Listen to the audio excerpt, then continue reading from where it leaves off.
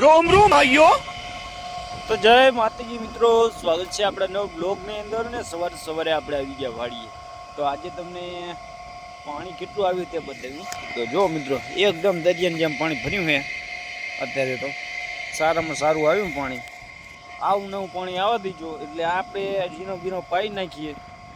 અને જો તમે એકદમ બે હેઠા બેઠા આમ વાસણ ધોવો કે કપડાં ધોવો, એકદમ કિનારે આપણે આવી ગયું પાણી. જો શેક નહીં. અને બાજુ આપણે પાવાના છે ઘઉં. તો એના માટે આપણે ધોરી બોરીઓ કાલ કરતા હતા. અને પછી તો આપણે જતા રહેતા ઘરે બપોર પછી, કેમ કે રોહિતભાઈની દીકરીનું બેબી વેલકમ કરવાનું હતું. એટલે આપણે ગયા ઘરે. એ પણ બ્લોગ આગળ જોયો છે. બાકી તો હવે જઈએ ધોરીઓ કરવા માટે અને પછી પાવીએ ઘઉં. તો બ્લોગમાં મિત્રો આપણે કૂવો પણ કમ્પ્લીટ ભરી ગયો છે. બારે આવું થઈ ગયું છે પાણી. અને આ બાજુ સબાને ખાડો પણ ભરી ગયો છે. એ પણ જુઓ તમે, બારે પાણી આવું થઈ ગયું છે આપણી બાજુ. અને એમની બાજુ તો તુવેર પી રહી છે. અને આ બાજુ જો આપણે ખાડે કેટલી ભરી છે સલક. બાકી બ્લોગમાં તો મિત્રો કરી નાખ્યો આપણે ધોરીઓ, જોઈ શકો છો. વાંકા ચોકો કરી નાખ્યો ધોરીઓ. અને કોણી કરશો આટલું એટલે આજુબાજુમાં એટલે પી. બાકી ઓલી બાજુ તો કોંડી છે જ, જોઈ શકો છો. બાકી જો કમ્પ્લીટ થઈ ગયું પાણી આ બાજુ પણ અને આ બાજુ પણ.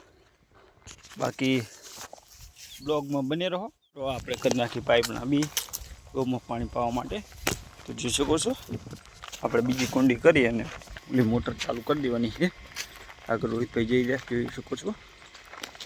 આ બાજુ આપણા અરંડા. તો બ્લોગમાં મિત્રો બને રહો. આપણે લઈને આવી ગયા ગાયને ચારવા માટે, જોઈ શકો છો. પાણી પાઈને આપણે ગાયને ચારી કરી ઓલી બાજુ પછી બાંધી દઈશું.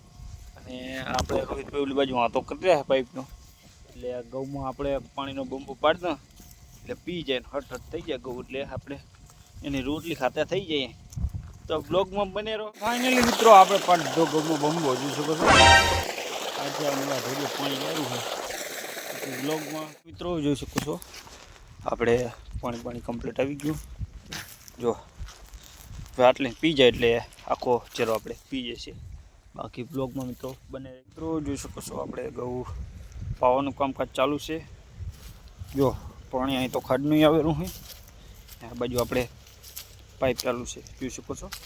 ઓલી બાજુ આપણી ગાય જો પીવેરું પાણી. બાકી બ્લોગમાં ઘઉંમાં આપણે પાણી પી રહેવાયું છે એટલે આવ્યા છે આપણે મોટર બંધ કરવા માટે. તો આપણે આ લીલી ટીસી દબાવો એટલે બંધ થાય, અને લાલ ટીસી દબાવો એટલે લીલી દબાવો એટલે ચાલુ થાય, અને લાલ દબાવો એટલે બંધ થાય.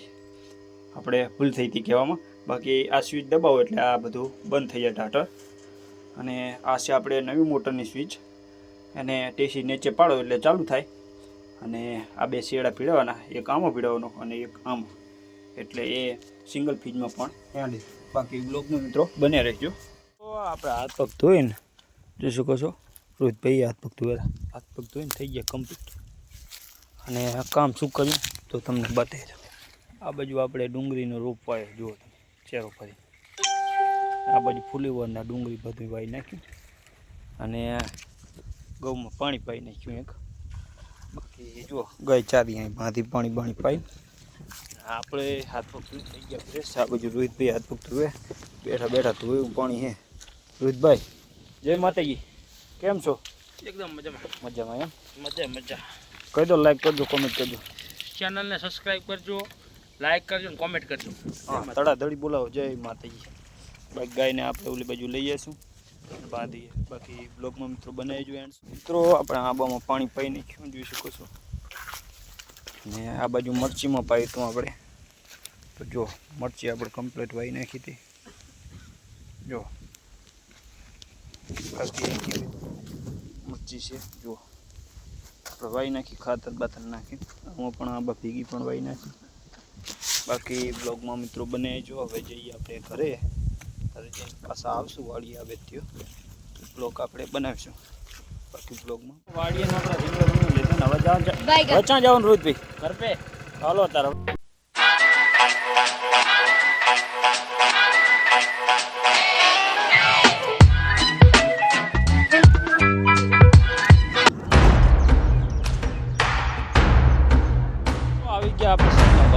અને ગયા હતા હમણે માતાજીના મંદિરે, એટલે કુળદેવી ચામુંડા માતાના મઢે. જો એક શ્રીફળ અહીં લઈને આવ્યા છીએ આપણે. ગોગા મહારાજ અને મેલડી માતાજીનું મંદિર છે ત્યાં કરવાનું છે. અને 2 શ્રીફળ આપણે કુળદેવી માતાજીના મંદિરે કરીને ત્યાં આપણે બ્લોગ નથી બનાવ્યો, પણ એક ફોટો ખીંચ્યો હતો અત્યારે, તે તમને બતાવીશ. મારી કુળદેવી રે મારી ચામુંડમાં લઈ ગયા હમણાં, એ તો તમને ખબર જ છે. બાકી બ્લોગમાં મિત્રો બને. તો આજે તો આપણે ઘઉં પાઈ નાખ્યા છે, જોઈ શકો છો એકદમ. એટલે બત્તી બાંધવાના પાઠા તો પેલી બાજુ રહી ગયા અંદર, જોઈ શકો છો. ગાઈને બતાવી દઉં તમને. એટલે આપણે નવી જગ્યાએ બત્તી બાંધી જોઈ શકો છો. આ 2 પાઠા વચ્ચે બત્તી બાંધી છે. પાતળો દોરો હોય એટલે રાતે હવાના કારણે ફરે, જોઈ શકો છો. હરવે બત્તી ફરે અને વાયરો આવે એટલે થોડીક સ્પીડમાં ફરે. સ્પીડ એટલે માપની. બાકી જો ઘઉં બહુ પાઈ ગયા છે. અને આ બત્તી જો એક આંટો માર નાખ્યો, પાછો ડબલ આંટો થઈ ગયો. બાકી મિત્રો હવે જઈએ આપણે ઘરે. તો બ્લોગમાં મિત્રો બને રહો. આપણે વોઇસ રેકોર્ડિંગ કરીને ભૂંગળું મૂકી દીધું છે અને બત્તી બાંધી દીધી છે, જોઈ શકો છો. એક ચણામાં બત્તી અને એક આપણે ઘઉંમાં બત્તી. બાકી ઓલી બાજુ ફોક્સ કરી નાખ્યો અને ગાયને બાંધી દીધી છે ત્યાં, અને નાખી દીધું છે માડુનું પાનહરું. બાકી હવે જઈએ ઘરે, કરીશું બ્લોગને એન્ડ. મળીશું આગલા બ્લોગમાં. જય માતાજી.